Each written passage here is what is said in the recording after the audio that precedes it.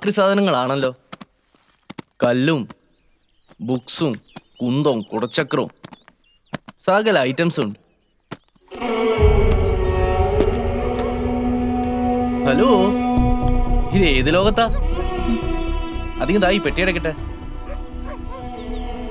അതിങ്ങ് തരാൻ. വേണ്ട, ഇതിവിടെ ഇരുന്ന് ശരിയാവില്ല. അല്ല, ഇത്രയും നാൾ ഇവിടെ തന്നെയല്ലേ ഇരുന്നിരുന്നത്? പിന്നെ ഇത് വെറൊരു കല്ലല്ലേ, ബോംബൊന്നും അല്ലല്ലോ. ഇത് വേറൊരു കല്ലല്ല ശാന്തനു, ബോംബിനേക്കാൾ പ്രശ്നം പിടിച്ച ഒന്നാ. ഇത് എൻ്റെ കയ്യിൽ നിന്ന് എപ്പോഴോ നഷ്ടപ്പെട്ടു പോയതാ. എന്ത് പ്രശ്നം? എന്താ ഈ കല്ലിന്റെ പ്രത്യേകത? ഇതൊരു മാജിക് സ്റ്റോൺ ആണ്. Magic stone? എന്ത് മാജിക് സ്റ്റോൺ? ഇതിങ്ങനെ കൈവച്ച് പ്രാർത്ഥിച്ചാ നമുക്ക് ഇഷ്ടമുള്ള ആളുടെ രൂപം സ്വീകരിക്കാൻ പറ്റും.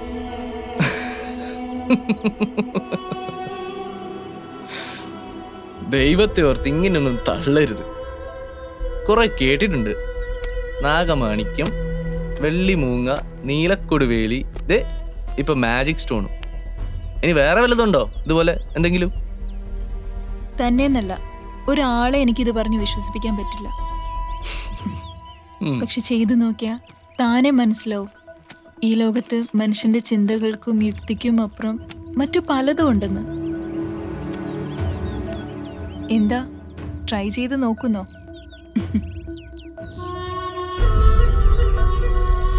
പിന്നെ ഇങ്ങനൊരു കല്ലുണ്ടേ പിന്നെ എല്ലാം എന്താ എളുപ്പാ, നമുക്ക് ഇഷ്ടമുള്ളതൊക്കെ ചെയ്യാലോ. ചെയ്യാം, അതല്ലേ ഞാൻ പറഞ്ഞേ ഇത് ബോംബിനേക്കാൾ പ്രശ്നം പിടിച്ച കല്ലാന്ന്.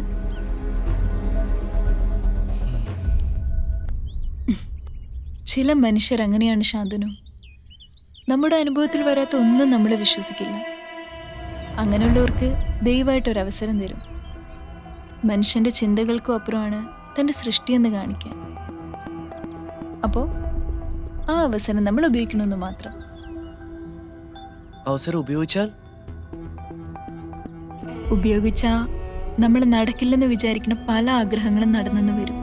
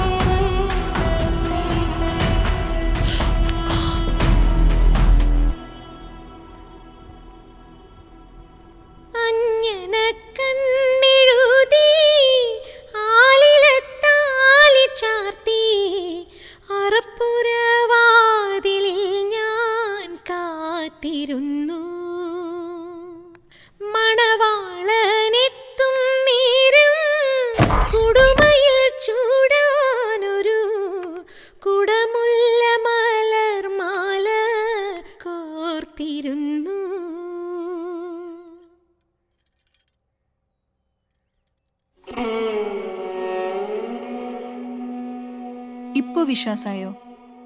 നമ്മൾ കാണുന്നത് മാത്രമല്ല ഈ ലോകമെന്ന്.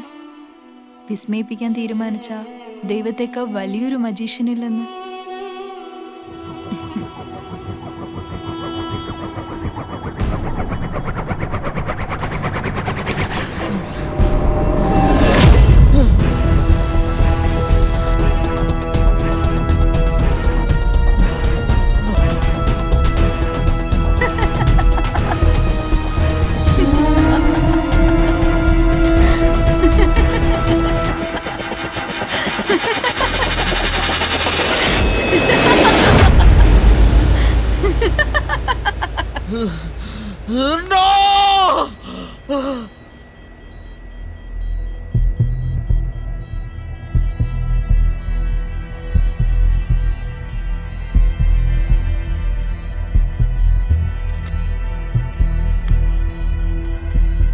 എന്താണ് ഇപ്പോഴത്തെ situation?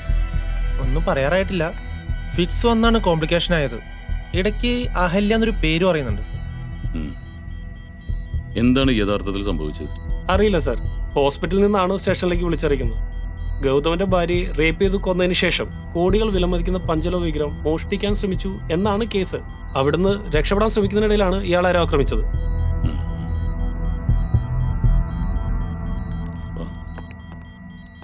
Saji, stay back. Yes sir.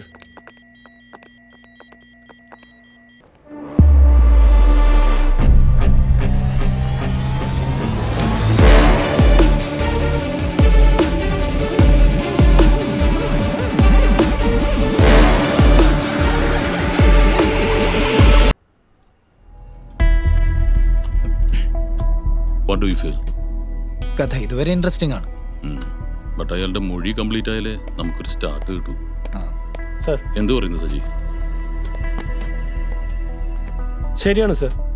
അന്ന് മൊഴിയെടുത്തുകൊണ്ടിരിക്കുമ്പോൾ ശാന്തന് വളരെ അബ്നോർമലായി ബിഹേവ് ചെയ്തു. എന്തോ മെന്റൽ ഷോക്ക് ആണെന്നാണ് ഡോക്ടർ പറഞ്ഞത്. ഇപ്പൊ എന്താ അയാളുടെ സിറ്റുവേഷൻ? ഒന്നും പറയാറായിട്ടില്ല എന്നാണ് ഡോക്ടർ പറഞ്ഞത്. സാർ, ഇത് ആ കേസുമായി ബന്ധപ്പെട്ട എൻ്റെ ഇനീഷ്യൽ ഫൈൻഡിങ്സ് ആണ്. ഇതിൽ പറയുന്ന ഈ പഞ്ചലോഹ വിഗ്രഹം ഗൗതമന്റെ കയ്യിൽ എങ്ങനെ വന്ന് പെട്ടത്? ആന്റിക് ബിസിനസ് ഒന്നുമല്ല സർ. അത് അയാളുടെ കുടുംബക്ഷേത്രത്തിലെ എന്നാണ് പറയുന്നത്. എന്നിട്ട് ആ കുടുംബക്ഷേത്രത്തിനെ കുറിച്ച് അന്വേഷിച്ചു? ഇല്ല സർ, അന്വേഷിക്കാം. ഈ ഗൗതമിന്റെ സ്റ്റേറ്റ്മെന്റ് എന്താ? സംഭവം നടക്കുന്നതിന്റെ തലേ ദിവസം എന്തോ സെമിനാറിൽ പങ്കെടുക്കാനാണ് അയാൾ ട്രിവാൻഡ്രത്തേക്ക് പോയത്. സെമിനാർ ക്യാൻസലായി പിറ്റേ ദിവസം തന്നെ അയാൾ വീട്ടിലേക്ക് വന്നു. വീട്ടിൽ വന്നു കയറിയ ഗൗതമൻ കാണുന്നത് അകത്തു നിന്ന് പുറത്തേക്ക് ഇറങ്ങി ഓടുന്ന ശാന്തനുവിനെയാണ്. അകത്ത് ചെന്നപ്പോൾ ഭാര്യയെ തലക്കടിച്ചു കൊന്നിരിക്കുന്നു. And she was raped too. അതെ സർ.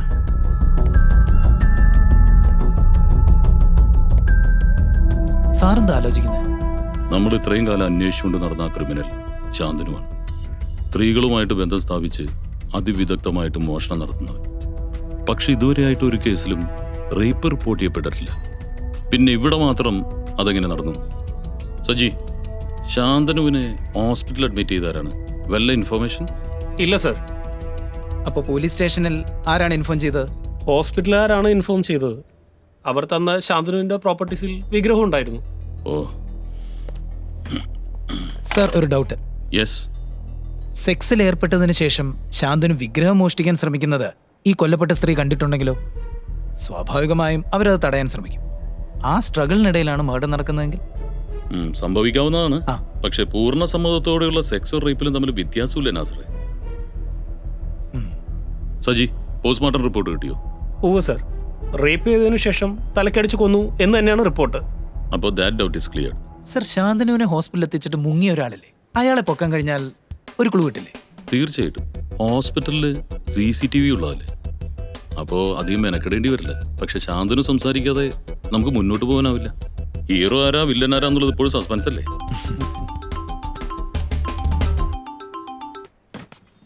ഹലോ. ഓക്കെ സർ, ഹോസ്പിറ്റലിൽ നിന്നാണ്. ശാന്തനു ശാന്തനു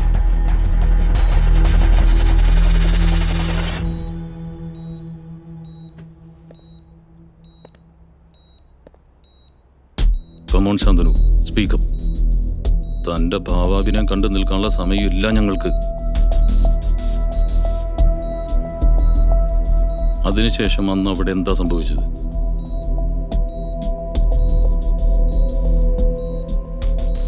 പറയാം സർ, ഞാനെല്ലാം പറയാം.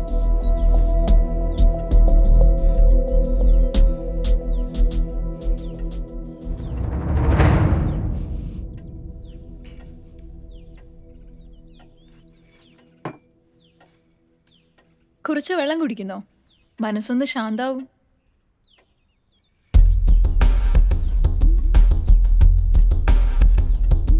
ഉം.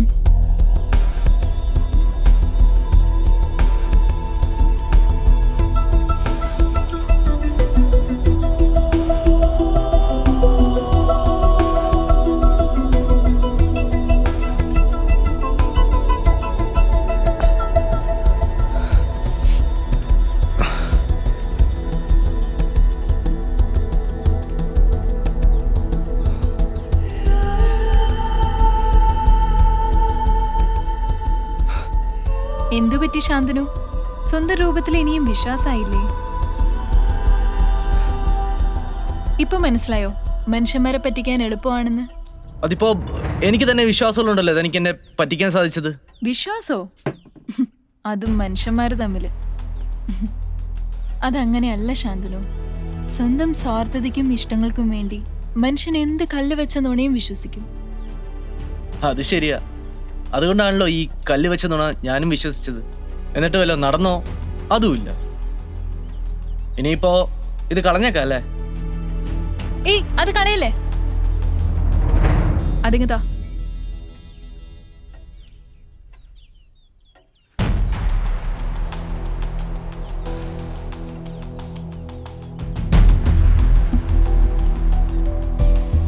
ഒരു കല്ലിനോട് ഇത്രയും സെന്റിമെന്റ്സ് ഉള്ള ഒരാളെ ഞാൻ ആദ്യമായിട്ടാ കാണുന്നത്. ശാന്തനു പുരാണത്തിൽ അഹല്യയുടെ കഥ കേട്ടിട്ടുണ്ടോ?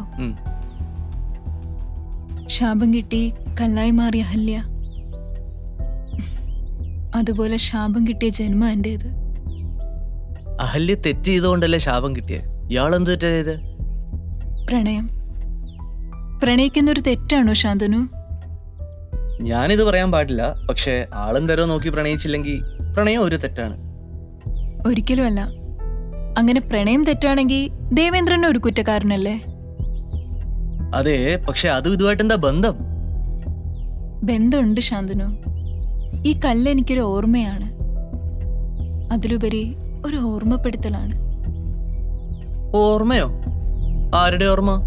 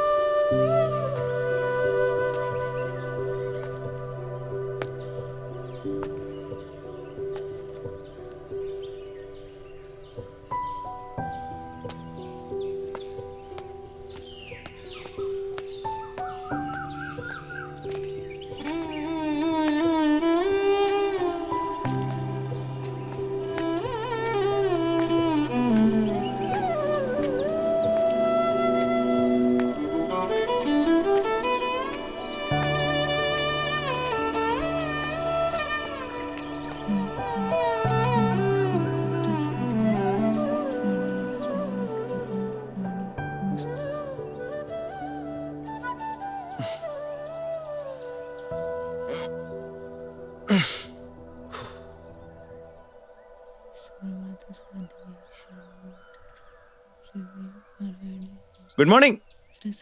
ഹലോ.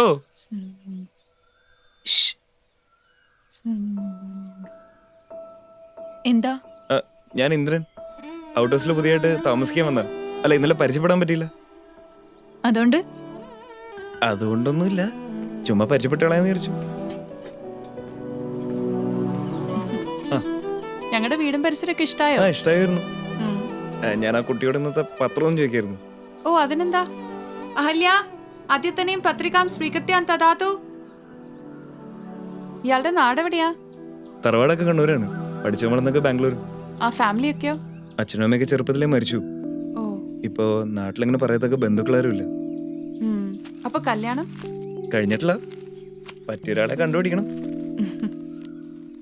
ഇയാൾ അവിടെ ജോലി ചെയ്യുന്നേ? ഇവിടെ എങ്ങനെ എത്തിപ്പെട്ടു? അത് ഞാൻ ജോലി റിസൈൻ ഗുഡ് മോർണിംഗ് ചിത്തി. Good morning. ആ, രണ്ടുപേരും ഉണ്ടല്ലോ രാവിലെ തന്നെ.